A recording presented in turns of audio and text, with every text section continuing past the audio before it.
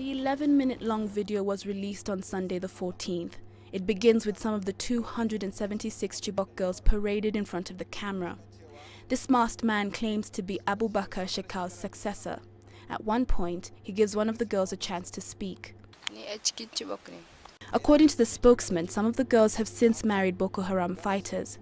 The group now says it wants to exchange the Chibok girls with Boko Haram members in Nigerian prisons and warns the Nigerian government that they will kill the girls if it attempts to rescue them. The spokesman also claims that some of the girls were killed by a recent military airstrike. If the video is confirmed to be genuine, it will be considered proof of life and could determine the Nigerian government's next move. Earlier this year, Amina Ali wandered out of a forest near Chibok with a baby and a man claiming to be her husband.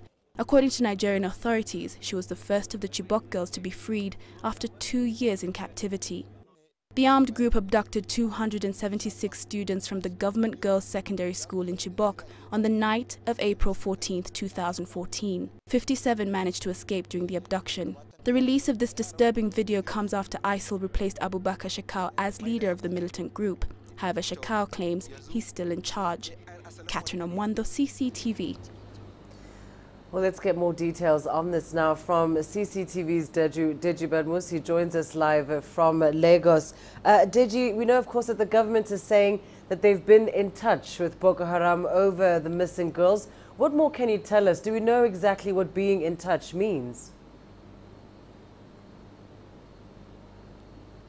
I mean, clearly from the statement of the Minister of Information, Lai Mohammed, who actually issued that statement, the government is obviously in touch with Boko Haram even before this video was released. I mean, the minister confirming that the government had been in touch with Boko Haram and that at some point it just was not too sure. It just wanted to be sure that it was talking to the right people as a result of the splits now in the sect. So for me, I think this was clearly a proof of live video to the government. The government was in talk with Boko Haram at some point because of the split in the group. The government wanted to be absolutely sure that it was speaking with the right group, and this group has now decided to come out with this video as a proof of life. And the group even went to the extent of saying who it wants to negotiate for it. And it says there's actually a journalist that the government has been talking with, and that journalist actually represents them, and that is their negotiator. So, and everybody knows the journalist here.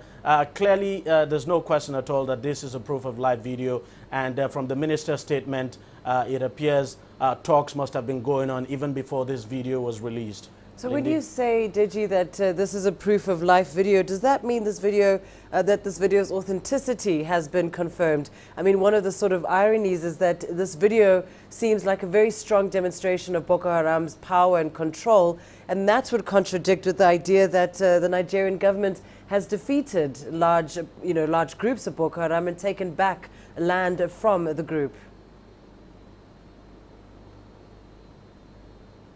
Well, there's no question at all that the government has taken back control of those territories that Boko Haram once held, that were once in under Boko Haram's control. Now, when I talk about territory, and that's what the government has been making clear to people here, the government, when I talk about territory, I mean local government. I'm talking about government authorities. In Borno State, there are a number of local government areas that Boko Haram was in control. The government has succeeded in taking back these local government areas. Now, we know that the Sambisa Forest is one area that the government has not succeeded in taking full control of. And of course, the reason is very simple. Sambisa Forest is quite vast. We're talking about a forest of about 60,000 square kilometers. You know, the terrain is a very difficult terrain. And of course, we know that the Nigerian military is carrying out an operation there. And the general perception is that these girls are being held in Sambisa Forest, and that if the military decides to use its entire arsenal on that forest, some of these girls might be killed, as Boko Haram, of course, has been showing some of the girls, it says, were killed by aerial bombardment. So there's no question at all that, you know, it's possible that these girls are still there in the Sambisa Forest, but it's difficult to tell exactly where they are. But the general perception is that they are there, and we just wait and see what the outcome of the talks would be. Well, Deji, of course, the other issue is that this timing of the video is rather interesting. It comes at a time when it seems that Boko Haram is experiencing a lot of factional fighting. Do we know which sort of faction this video might have come from?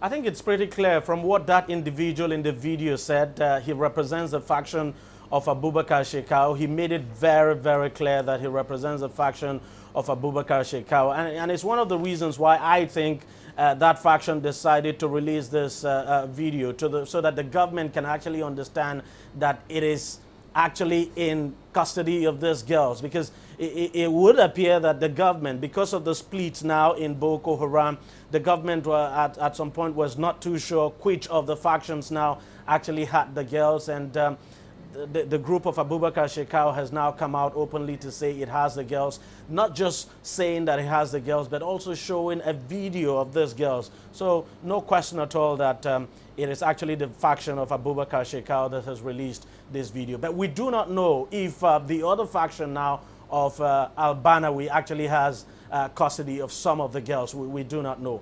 But this video came from Abubakar Shekau's faction.